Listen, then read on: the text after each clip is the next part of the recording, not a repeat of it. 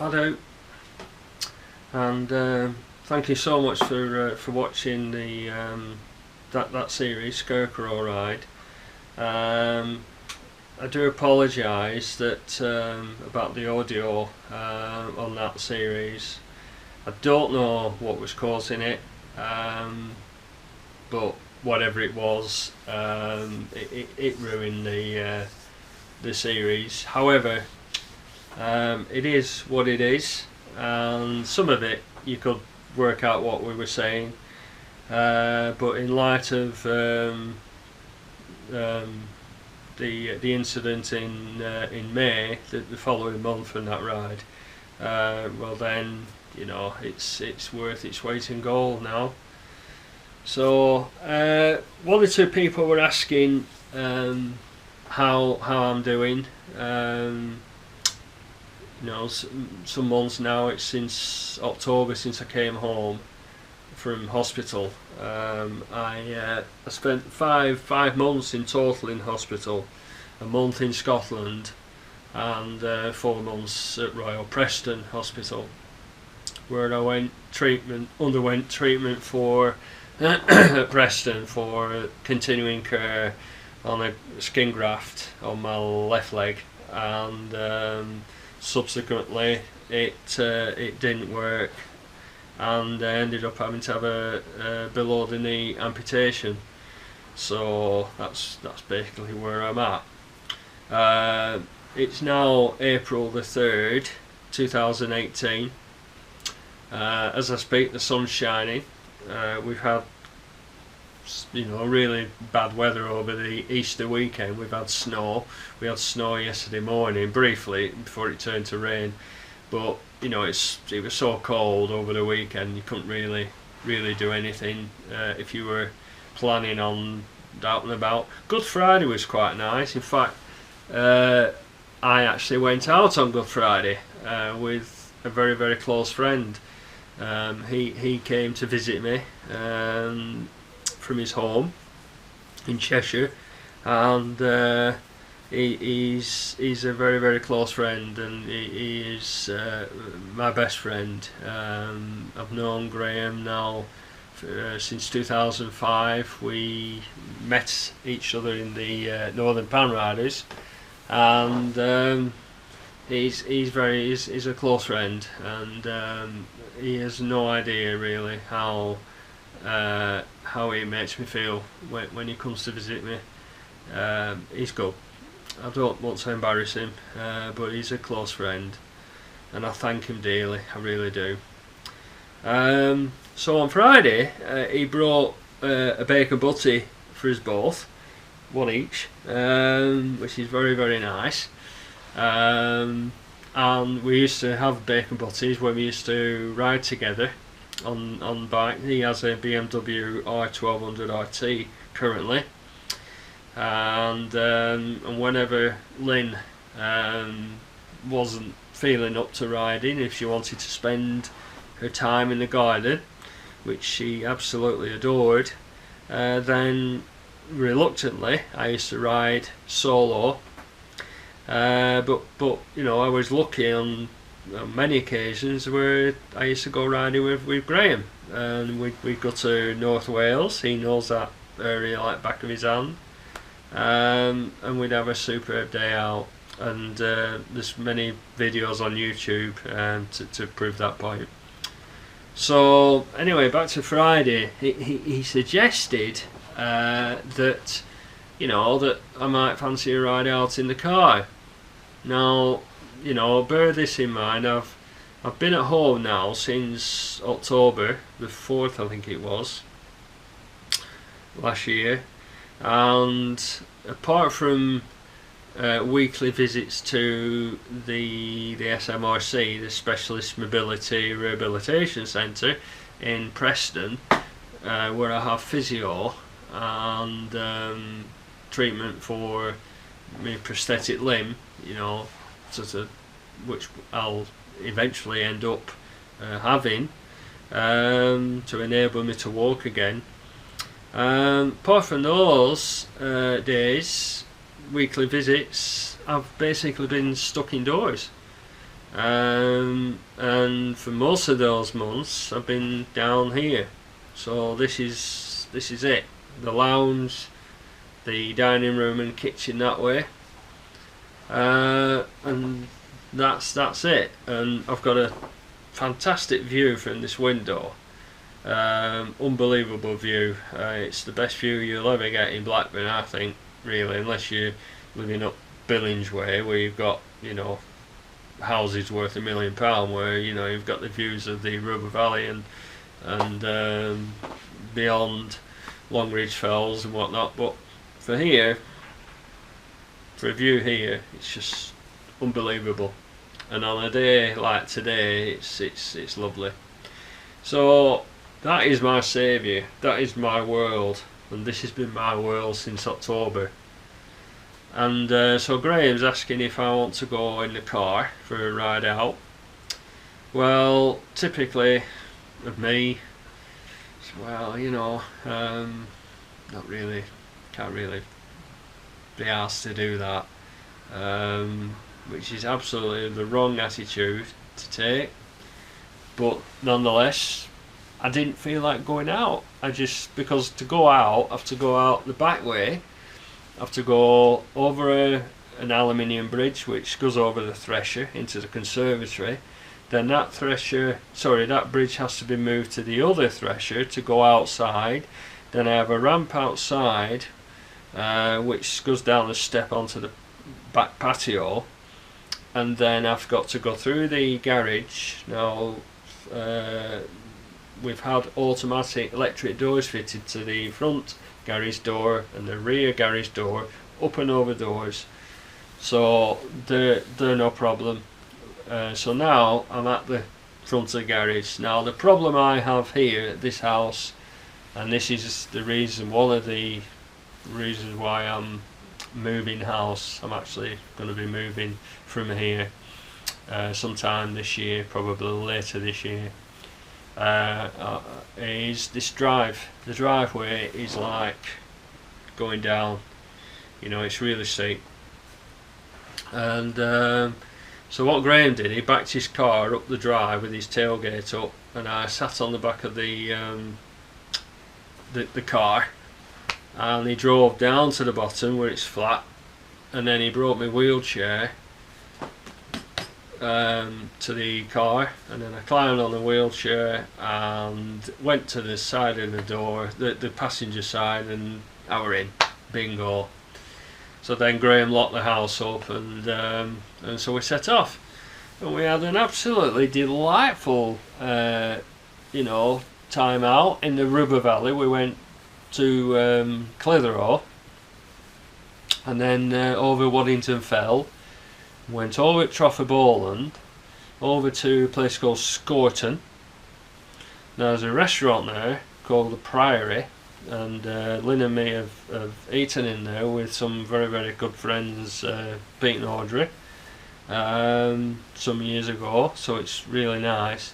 But with being Good Friday, there was just nowhere to park, so we carried on and went. I thought there's bound to be something on the A6, you know, and so we headed sort of south on the A6, and we came to Garstang. Now Garstang's a lovely place, it really is. So we went through the town of Garstang, and eventually after going around that town, we were having a laugh, you know, we were having a good tour of Garstang, and it's one-way system. Because there was just plenty of places to park, but there was a fish and chip shop that we saw, but nowhere to park. So of course, you know, you got to think about you know, the distance with the wheelchair. That's what you got to bear in mind now. You know, it's now I realise, you know, how difficult it is for disabled people. It's much better than it used to be in this country.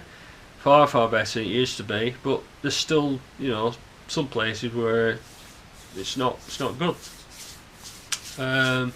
So he spotted in the centre of Garstang a delightful pub, which I'm very, very happily to you know, to mention. That's the Crown. the Crown Inn, I think it is, in Garstang. And the landlord and landlady, they were a lovely couple. They came over and had a chat, and that's what I've missed. I got, I can talk for England. I don't mind. I'm hitting that. I think that's a quality. But they came over, and that's what I've really missed. The connection with people, because I love people. I love meeting people. And when you're fastened in a house for 7 months, 8 months at a time, only seeing lots of friends, yes. I mean, and family. I'm just so, I'm not religious, but I use the word. I'm so blessed. Blessed is the best word I can think of, really. By having so many good friends and a lovely family, my brother John and his wife Rona, Gary, brother-in-law, his son, my nephew Mark, and his wife Leanne, and just all these lovely people that I'm so lucky, so fortunate to have, and I love you all. I love all my friends and family, and I thank you all for everything, really. You've it's wonderful. It's got to a point where I'm actually having a diary, in my phone, to book people in, because there's not a lot of room in here, and obviously you don't want too many people at once, and you don't really want people coming that don't know each other and things like that. So, but I've literally got at least one person coming to see me each week.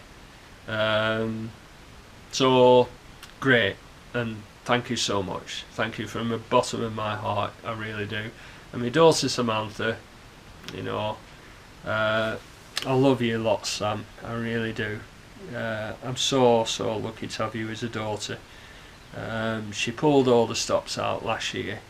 To lose her mum, it must have been, I can't imagine what that felt like. And so I'm always here for you, sweetheart. I really am. And I love you, Ebony and Layla, 2 beautiful granddaughters. They've just been down to London, the whole family, and they've had a ball. And Lynn trekked me to a trip to London on my 50th, or for my 50th, back in 2013. And wow, what a place, what a beautiful city. And to be there with you, sweetheart, which I was, and so happy memories, lovely happy memories. It was bitterly cold that Easter weekend. Oh, it was freezing, but dry. There were these little snow grains in the air, but brilliant weekend. So Sam's just enjoyed a week down there, and they'll have some wonderful memories, and I hope they've taken lots and lots of video as well as the photographs we've taken, because your dad's here to edit it now, so whenever you're ready, give it me and I'll edit it. So yeah, so as I said, but back to Friday. Now, before I went out with Graham on Friday, I was feeling rather low, as I often do in the morning, especially in the morning. I was very tearful, very emotional. It comes over me all of a sudden. Anyone who's going through this or have gone through this will know exactly what I'm talking about. This darkness just comes over you, and I just miss Lynn so much. People who really knew Lynn and me will know exactly, to a degree, obviously, will know the loss, will feel the loss. There's friends and neighbours that live around here that they're just devastated, that have because of losing Lynn.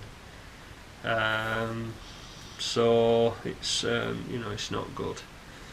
But I try my best, sort of to you know, sort of to keep myself upbeat, keep myself like doing these videos. You know, it's been hard, even completing it, because you know it is really the last ride. Really this particular ride, you know. I mean, apart from, I mean, I'm recording this on the GoPro that I was wearing that day, and it was in its case for the on the helmet mount, and the case has got a little bit damaged, one or two little cracks and scratches, but you know the camera's still recording. So, and you know, I went down that road there at some pace. When I came off the bike, I'd be doing, you know, the bike was doing 55 miles an hour when it hit me. So, you know, so good on GoPro, the camera. So it's a little special camera, is this now? It's you know, the footage was formatted. Well, the card was formatted by the police at my request before he sent it down. Before Stuart sent it down from Galashiels. You know, I was tempted to say no, simply because to capture the ride before it happened, because you know I'll have been talking to Lynn and Lynn's talking to me, and it would have been nice, perhaps, just to hear those last words that we said to each other. But there would have been the temptation to actually watch it at the point of impact, and that's no good. I mean, it's as clear in there now as it was that day. I remember seeing that biker coming towards us. And thinking, oh shit, there is nothing I can do about this. And yeah, so you know, people ask me, do you remember? You know, I've been asked by various people, you know, did you black out or and I didn't. I remember every single moment of it. And so you know, so to temptation to see the video footage was it no, there's no point doing that. No point at all. I mean, there's some video footage which I might put out. With I'll ask the guy that took it. One of my friends who's a biker, Steve. He has a YouTube channel. Steve's 900 Hornets, I think it is, but. Yeah, Stevie. He actually is, you know, was one of the many bikers who actually went on the funeral behind the cortege, and he videoed the journey to the crematorium, and I've watched it, and funny enough, Steve got behind our former BMW. Written by Tom, which was strange, you know, for Steve just to get behind. In fact, Steve realised, you know, sort of 10 minutes into the journey, he said, "Oh, this is, I think that used to be Paul and Lynn's BMW," and sure enough, he was right, and it was definitely the Beast, otherwise known as the Beast. Not right, Tom? Superb bike, but not for us, and hence we're riding Phoenix. So yeah, so there's that ride to the crematorium. Now I mean, I was there obviously that day. I was in the you know, in the special vehicle owned by the funeral home, and I remember seeing all the people obviously when we arrived, but I was just in a daze, as you can imagine, and he seen Steve's video made me just made me realise just how many people were there, and there were over 300 people at that funeral. You know, a wonderful turnout. I mean, just shows you the love and affection that people have for Lynn. You know, she was loved by everyone. You know, everybody loved Lynn. You know, she made a difference to so many people's lives. She was a teacher, you know, and you know, she made so many. You know, she made a difference to so many children's lives, without a doubt. And everyone who worked with her loved working with her. And I know for a fact that her colleagues in her last job, in her you know, at the nursery, really do miss her. And you know, I could say things that wanted to have said to me, but I won't.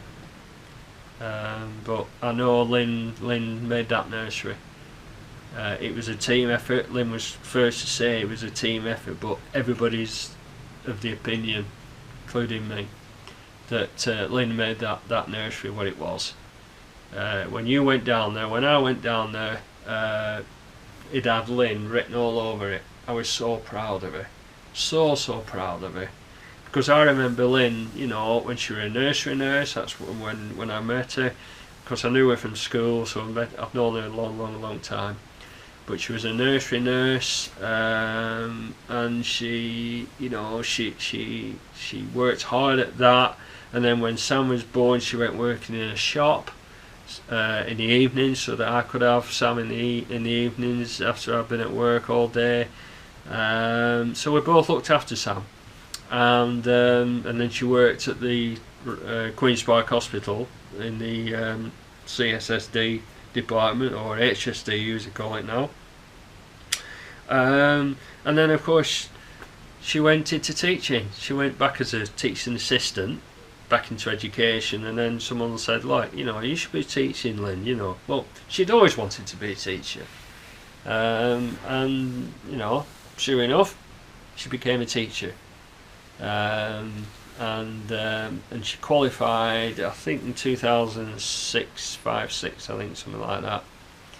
After five tough years, really tough years. I remember Lynn hitting that brick wall many times, but she stuck at it, and this is as well as working, you know, don't forget that.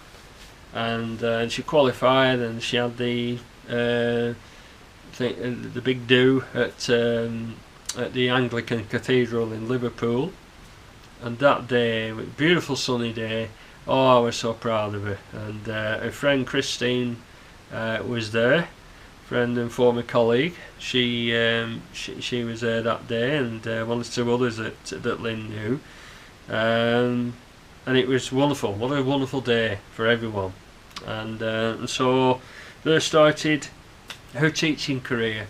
But it took her a long time to get a full-time post, because there's just no jobs, and what jobs come up, they're already spoken for. You know, this is the thing, you know, like, they have to advertise jobs, but unfortunately they're spoken for even before they're advertised, but they have to advertise because that's the law. And but she finally stuck it out. She did lots of supply work, which is hard work when you're not, you know, you haven't got your own class. As any teacher would agree, you know, you've got to have your own class. And she got her own class in the end, and which was, you know, Brunel Nursery. And yeah, boy, did she make a difference. So yeah, so what's happening to me? Well, I have very many ups and down days, as you can imagine. You know, I made a decision a few months ago, before Christmas. That was a tough time, Christmas. I don't like Christmas anyway. I don't do Christmas, but it was particularly hard, this one. But again, thanks to friends and neighbours, Neil and Angela, who, for what they've done for me, I'll never be able to thank them enough. I really, I want them to know that. And we've had our ups and downs, which I think you're always going to get when you're getting strong characters like we are. But they made me a Christmas meal. I actually had a Christmas meal made me by Angela, and Neil brought it across. In fact, they both came across, as I recall. And I had a little drink of little whiskey. I don't drink much alcohol, but I had a little whiskey. And so, despite being on my own, eating is a social thing to me. As I'm sure you'll agree, it's a social. It's not just eating to stay alive; it's a social thing, isn't it? And so, despite being on my own, I enjoyed my Christmas lunch. Boy, did I enjoy it. And Tony down the road, very, very close friend and neighbour, he gave me some of his little Christmas puddings that you put in microwave for 2 seconds or whatever it is, something really quick, and they're really tasty, so I had my Christmas meal, so really enjoyed it, and thank you to everyone. So I made a decision to move house. And the main reason, as I've alluded to already, is that drive out there. I could have a ramp. I could, an elaborate ramp system and lift system. I could have thrown thousands of pounds at it. But not only would the house isn't suitable for me now. I've got a stair lift. I've bought that. I've got a stair lift. I can use it upstairs now. I can get to the bathroom now and use the toilet, which is basic but essential. I can use that. I can do that. But would I want to ruin the front of the house? And it would be ruined. It would look you can only make a concrete ramp system look nice to a degree, can't you? And we just had a nice porch built last year, and poorly never got to see it completed. But it's Graham the builder made a superb job of it. Wonderful. The bricks matching and everything. It's just like as though it were built in 1991 with the house. You wouldn't think that it was an add-on. You really wouldn't. And it's made such a difference to the winter time. This house was, the front of the house, front door was so cold. You're getting a bitter westerly winds coming at you. Really, really exposed up here, being high up. And it's made a heck of a difference to the front door. It's made it a lot better. So it's doing its job. It's keeping the weather off the front, and by doing a ramp system, it just ruin it. Just ruin the front of the house. You got Lynn's lovely garden. There's a border with daffodils are out now for spring. Those were planted by Lynn. These will be the last daffodils until Sam's coming to live here, my daughter, and unless Sam plants bulbs and does things that Lynn did, then it won't. But I hope she does. I hope she keeps at least the front garden looking nice. Because it's a lovely cul-de-sac is this, and it's a shame, you know. So there you go, Sam. That's your little job you have to do for your dad and for your mum to keep your garden, keep your mum's garden up the upkeep. I'll employ a gardener while I'm here. We've got somebody that came last year and kept it tidy, and I've not met him yet, so he'll keep it fairly tidy. So yeah, moving house. And the other reason is my memories. You know, Lynn and me bought this house in 2001, and you know, we've made it. This is our home, and you know, everywhere you look, there's Lynn. She decorated it. You know, yes, Lynn was the decorator. I'm no good at decorating. You know, I can do electrical work. You know, basic stuff at that. I'm not dabbling too deeply in that, but Lynn's a decorator. Lynn made this a home, and boy, you know, was it a lovely home. And you know, we fell on our feet, didn't we, finding this place. And unbelievably, it had been on the market for 2 years. So I can only think that it was a combination of recession, and you know, Blackman's a deprived area. There's not a lot of money around, but also that back garden is so it's massive. Such a you know, commitment to maintain that garden, and unless you're really into gardening, which Lynn was, then you're not going to want this property. So you know, that's the only thing. You know, if ever you know, if I were selling it instead of letting Sam live here, then that probably would, you know, sort of hinder the sale of the property, possibly. I don't know. So you know, so we got it. You know, we got it in 2001, and as I say, we lived in our former home at Leamington Road for 15 years, and you know, that was a lovely home for that. And it, you know, but the area was going down, and there was nowhere to park. It was street parking.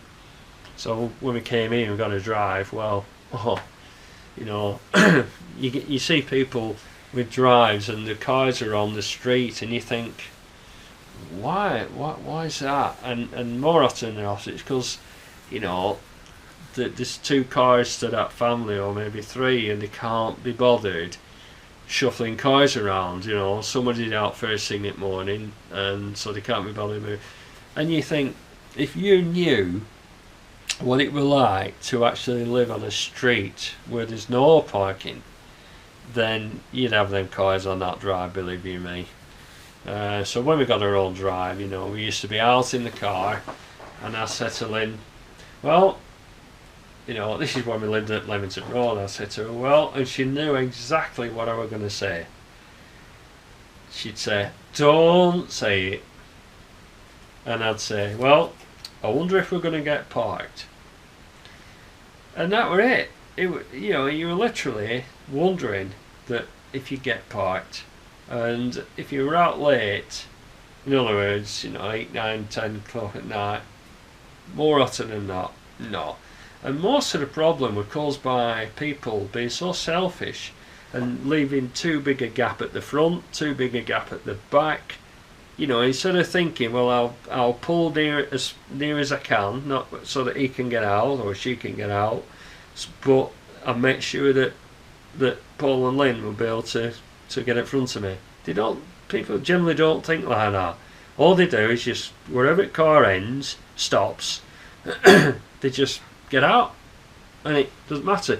On one occasion, there was half a car length at the front and half a car length at the back of this car that belonged to her neighbour just up the road. And so I went to her house, And I just said, "Oh," I says, "Could you possibly move your car just either up or down so that Lynn could get?" Because Lynn she'd come back from she was coming back from the shop, from Spy, from where she worked.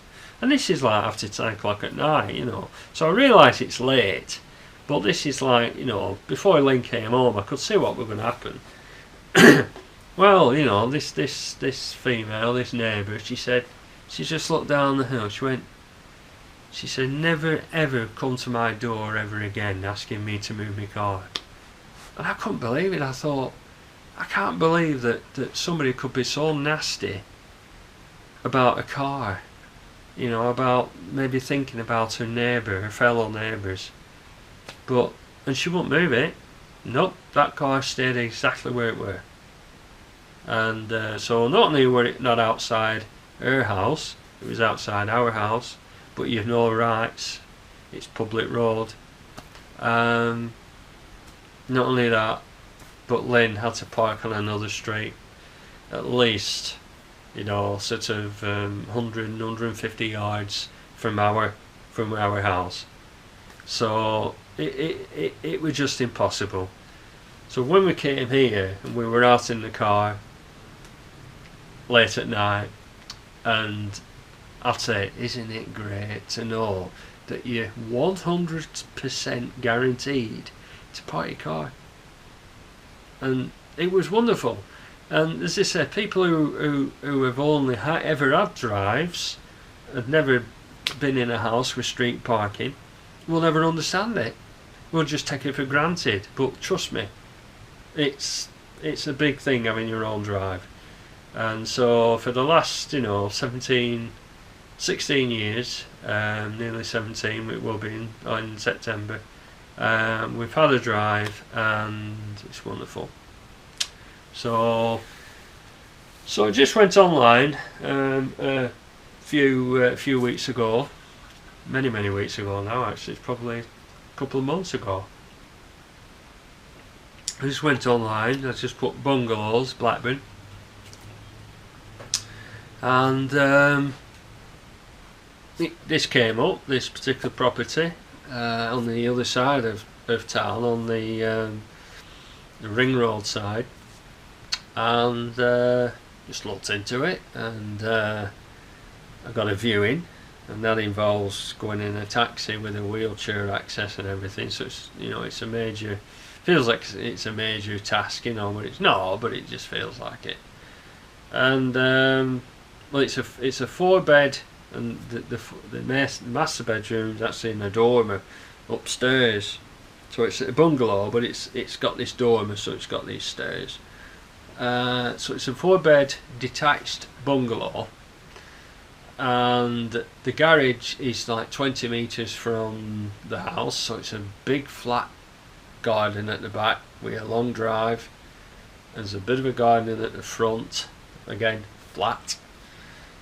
And as soon as I looked at it, as soon as I went in through the door, since helped me, my brother-in-law with their Gary, and between him and the estate agent, they helped me through the door in the wheelchair, and I just fell in love with the place. I thought, wow, this there's something there. I could feel it. I thought this could be home, and so I've received architect's plans for alterations to make it wheelchair friendly, to make it future proof for me.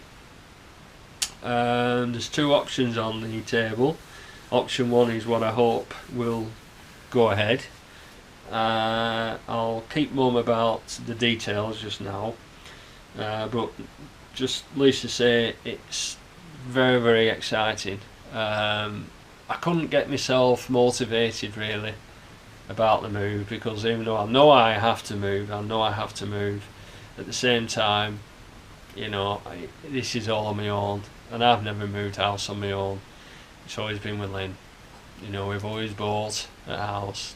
The first one, especially the Leamington Road one. This is the second since 1986, and we did everything together. And Lynn, obviously, she did the legal stuff. You know, she dealt with that, and you know, I clearly sat back. I didn't realise it at the time, but you know, there's so much to take in. So this time it's all down to me.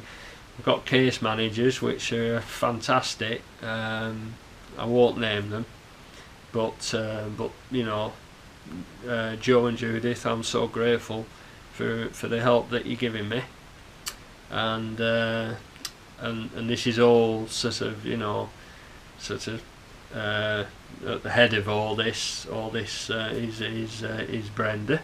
Again, I won't say who Brenda is, but Brenda knows who she is. So thank you very much for all that you're doing and that you've done, because my life has been turned upside down. My world, my whole world has just gone, and that's since I last spoke to you. Since, you know, I sat in front of that camera on the computer, and you know, I spoke to you. I'm in a better place up here than when I spoke to you last time. You know, I have moved forward. I have had a lot of help, and I still slip back, which I did. As I said this morning, I was very, very, not just tired, but very emotional and drained, and just couldn't get myself motivated. And I just seemed to sleep and sleep and sleep, and I didn't sort of wake up until about 10:15 this morning, after going back to sleep after my carer left. And you know, and I just feel as though I'm sleeping my life away, but everybody tells me, you know, that you need to. This is what you need to do. You need to sleep to your body's recovering, and you know, and so I'm hoping they're right, because you know, I don't want to spend my whole life asleep. So, but what last Friday, Good Friday, what it proved to me, that, you know, when we're driving along, you know, like over Waddington Fell, you're going towards Newton in Borland, you know, and people who know that area know exactly what I'm talking about. The views in front, they're just absolutely beautiful. Lancashire's finest, and it's that what I've missed. I've got a lovely view here, but this has been it. You know, I can't see beyond that, and you know, so it's to see another view was wonderful. So I do feel myself now that spring's here. The daffodils are up. Yeah, it still feels like winter, although it's mild today apparently. I don't know what temperature. It's probably about 10 or 11 degrees perhaps. And it's sunshining now. It was awful this morning, rainy, but it's sunshining now. It's beautiful, and when it's sunshining, it makes anybody feel better, doesn't it? But especially when you're in this situation, it really does. So I've actually agreed to buy this property now. I need to let them have a lot of money. And you know, I need to start the ball rolling as far as everything's concerned. So whether it will be this year or next, when I actually move in, I don't know. But that day will come, and it will be an emotional day, or days, because it won't be sort of be able to do overnight, because you know, this is what's really winding me up really, is not, you know, when you move house you want to be involved with everything, don't you? You want to be, you know, there on the scene, whereas a lot of the time I'm actually been doing it by proxy, and it's like, you know, I've got project manager and I've got, you know, my case managers looking at this and doing this, and I've got friends offering to move stuff, you know. One of them lives nearly 200 miles away, And he said, look, you know, just give me a ring and I'll be up, and I'll be moving stuff for you. I mean, how good is that? And he knows who he is. You know, Peter, you know who you are. So wonderful. Thank you so much. Thank you. So to finish off, and I must finish off because I apologise for yapping on, but it had to be done right. This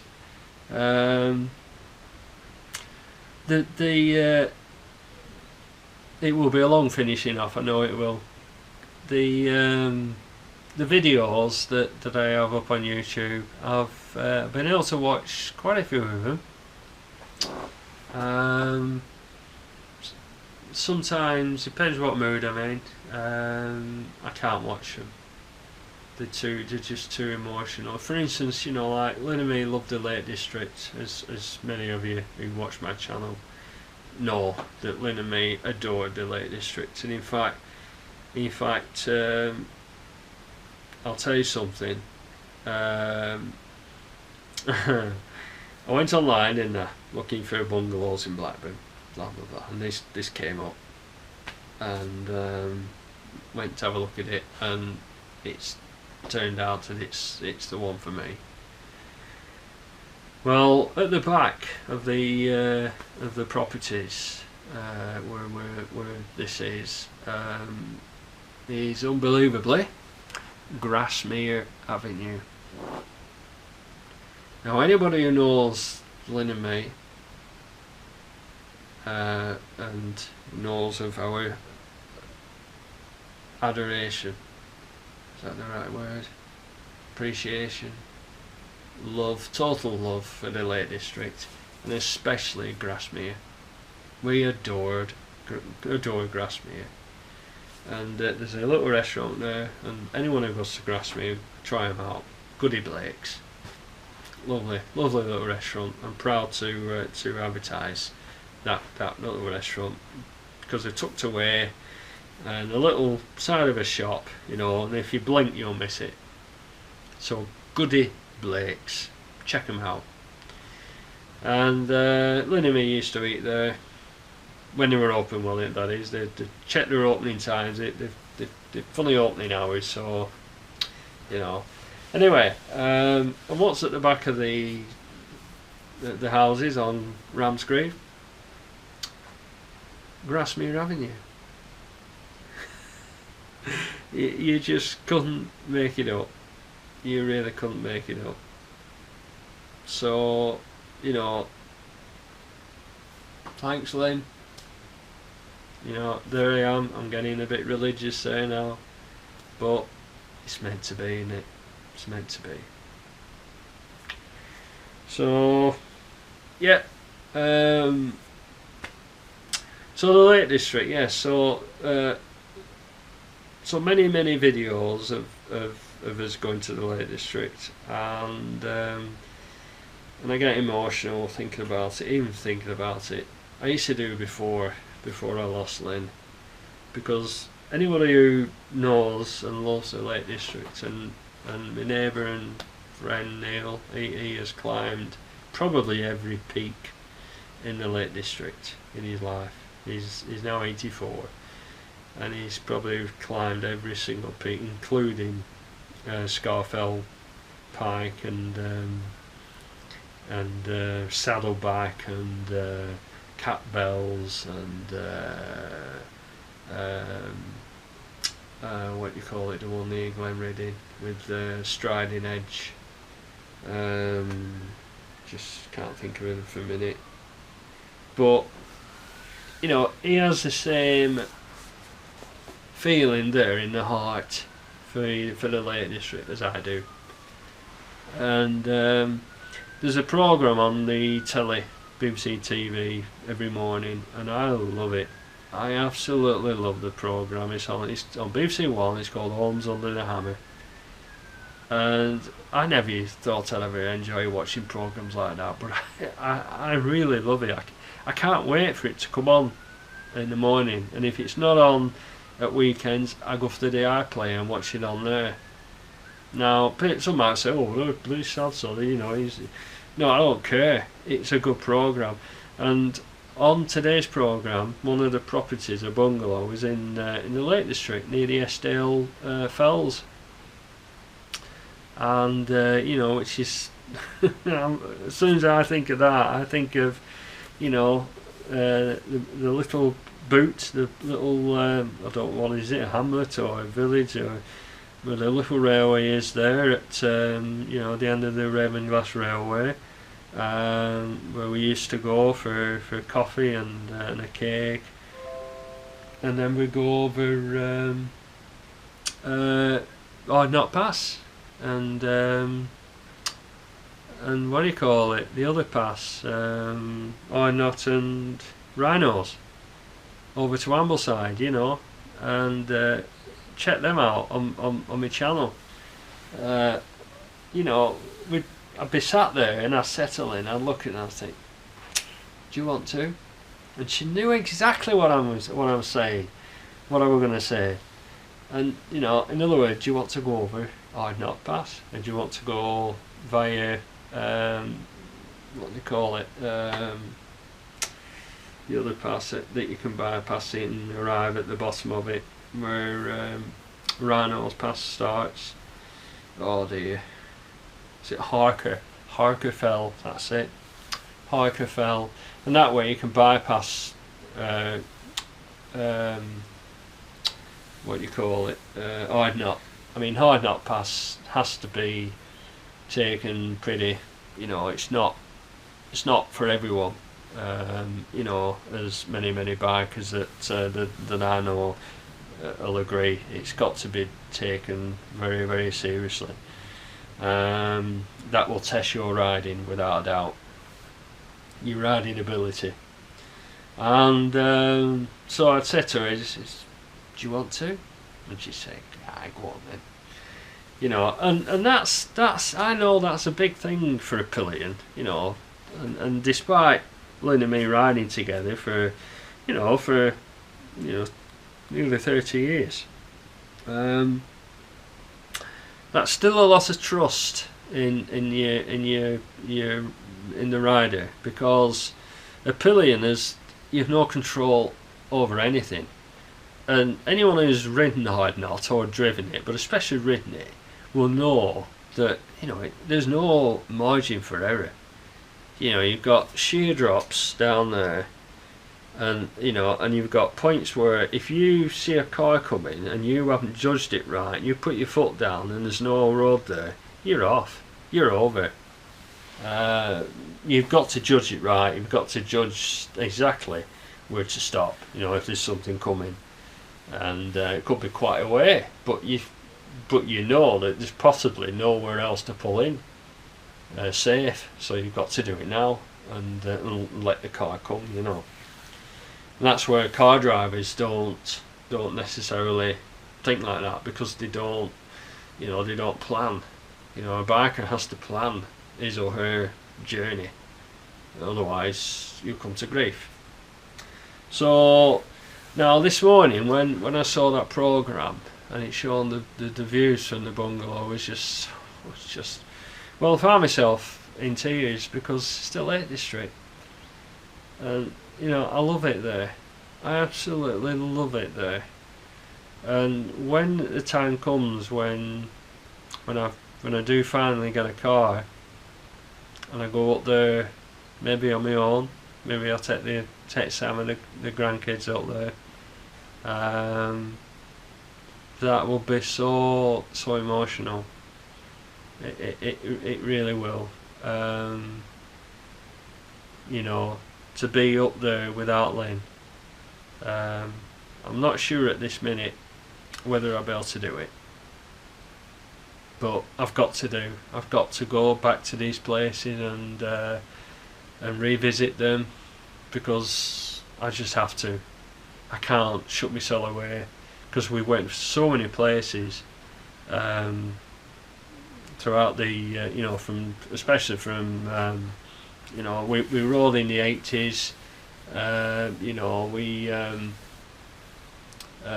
you know, from 1984 to 1990, and then Sam were on the way, so we sold the bike and bought a car, a little Ford Fiesta, and we had some smashing holidays in the car from then on in until 2004, when we got back to biking. And so from 2004 especially, we really had a ball, and especially after 2005 when we joined the Northern Pan Riders, well then that really did take off, because we went on some incredible rides with the group, with the club, to many places in Yorkshire where I never knew existed.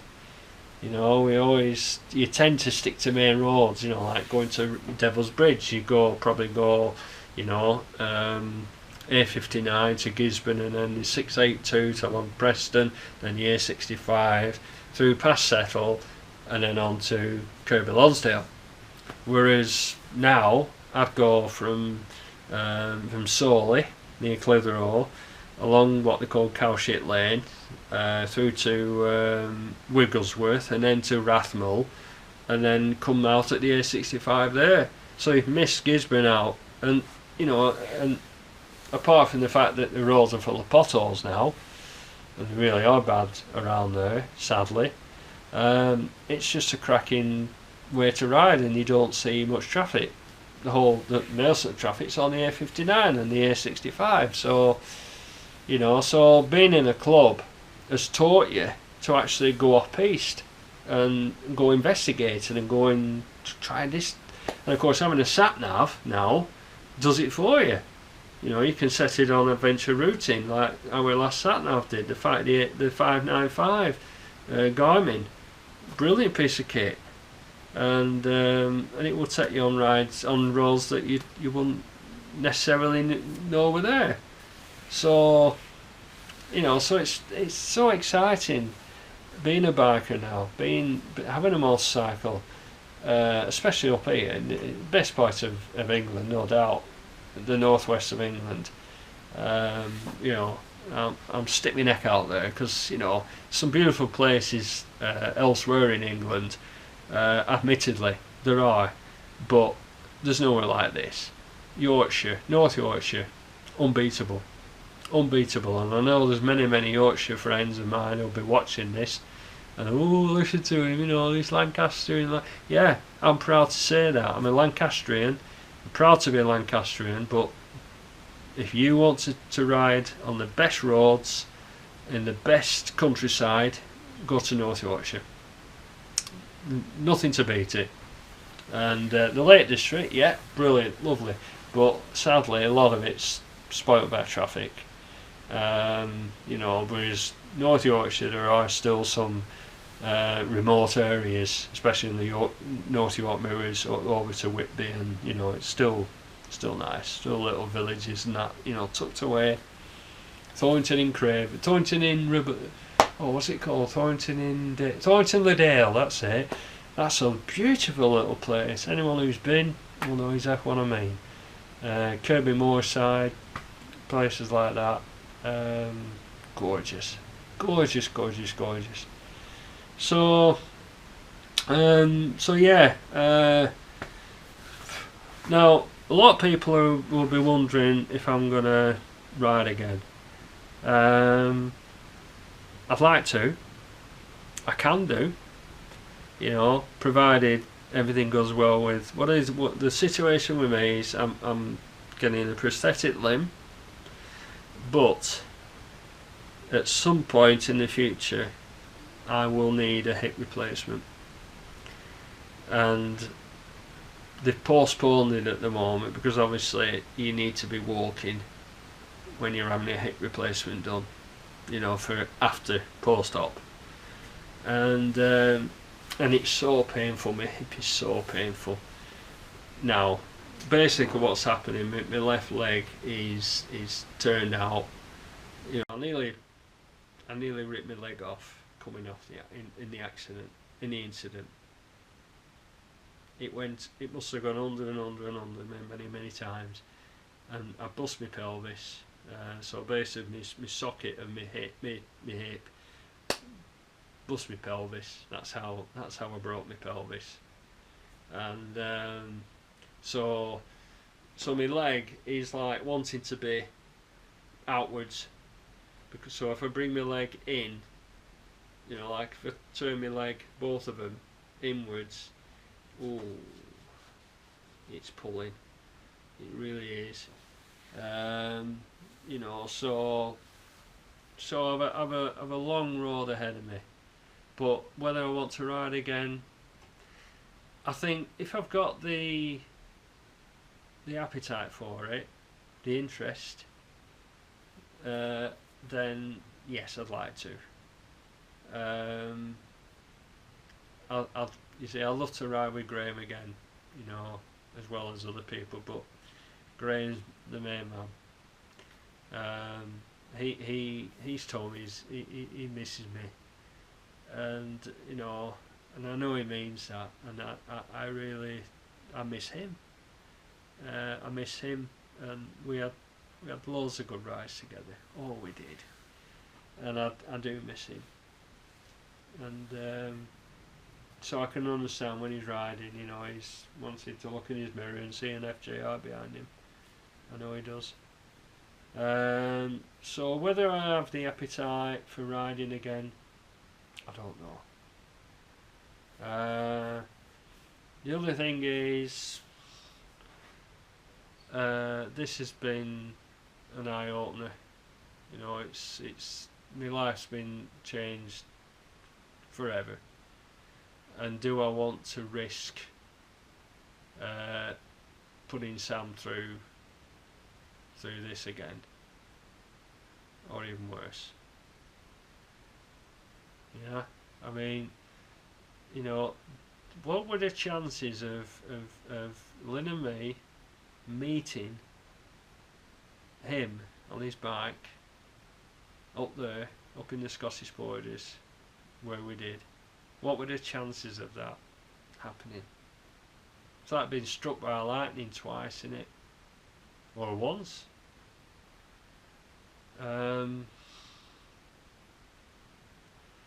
So, is it time to get myself a nice car? That's made for me. That's, I'll have to have an automatic, obviously now. People say, oh, once you've had automatic, you'll never go back to a manual. I could drive now. Right now, if I had a car outside, if I could get in it, I could drive, because there's, my left leg's not. It's for clutch, isn't it? Well, if it's automatic, there you go.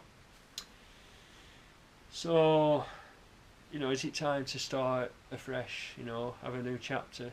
And I think I'm erring towards that, if I'm honest. Riding without Lynn, no, it just doesn't appeal. Does not appeal. So I think it's probably 90% really certain I'll not ride again. I've enjoyed my time on a bike. There's nothing like it. Anybody who says, it's just same in a car, no, it's not. No way. No, they're kidding themselves. Anyone who says that, I've never ridden the bike. There's nothing like it. Total freedom. But I have to look at practicalities now. And I don't want Sam to lose her dad. Not before time. One day that day will come. But I don't want to bring that day forward, do I? Because she's been through enough. And just for the record, Sam, Ebony and Layla, I love you dearly. I love you dearly. I always will. And I know it's weird, it's spooky to think that this video will be around for, well, I guess forever.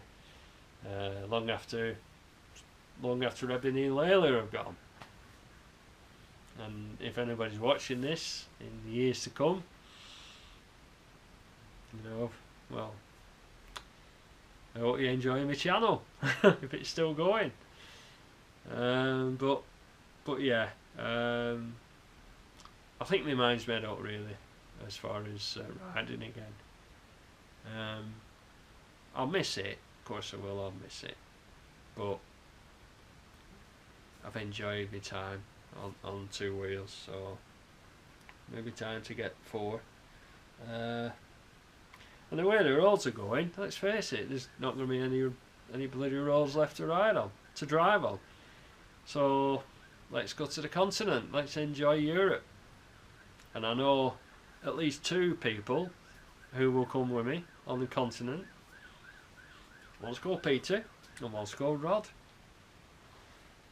So you know, exciting times ahead. A new chapter, you know.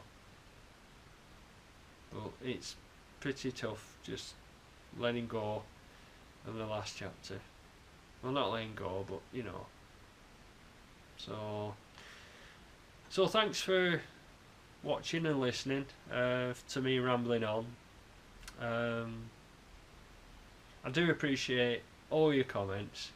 I always do, and I try to respond because when you've got a small channel like I have, I've only got to date I've got about 700 odd subscribers, and the beauty of that is that, you know, you can comment, you can reply to each and every one that comments, and I like that. And there's some really lovely comments from people all over the world, and it's great, that, isn't it, that the whole world's sort of watching me, watching Lynn and me, you know. And I'm just looking at the computer, you can't see it, but it's a lovely picture of Lynn and Sam on a beach in Dorset. Lovely picture, that. Well, thank you for watching all my videos, as I've just said. There might be some new material, you know. What I might do is actually, you know, produce a few best ofs, you know, best roads, you know, things like that. I think we could do that. I think there's plenty of, because I've got all my files. This is the thing, I've kept all my MPEG-4 files, most of them, and they're on a pocket hard drive, so they're backed up. So, you know, there'll certainly be new releases of old stuff, if you know what I mean. So I'm sure people will be interested in that. So watch out for that. But until then, thanks very, very much for watching this, and your continued support for Biker Paul. And we'll catch you later. Anyway, love you lots, everyone, and ride safe, drive safe, and we'll see you soon. Bye for now. Bye.